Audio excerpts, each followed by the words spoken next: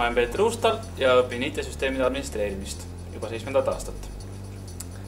Kaua tehtud kaunikene, sest juba alates põhikoolist ma olin arvutite peale suht käpp ja kõik sai kiiresti selgeks ja tekkis ainult huvi nagu rohkem õppida ja saada rohkem teadmise kogemusi. Ja IT-kolles oli ainult nagu loogiline samm sellele.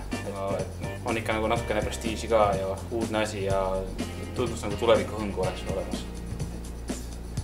Hea investeering, nii-öelda.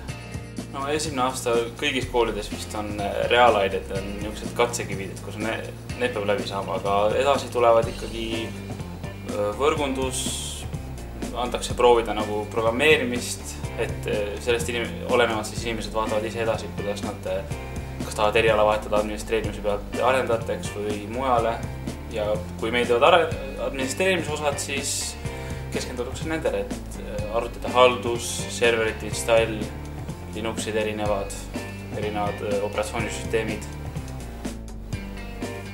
Huvi arvutite vastu on peamine, aga mitte ainult see, et mulle meeldib chatida ja mängida, vaid tahtmine vaadata natukene pinnast sügavamale, et kuidas asjad töötavad ja käivad.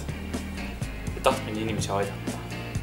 See on peamine motivatsioon minu puhul, et ma tahan inimestele midagi head teha, et oleks tulemust näha.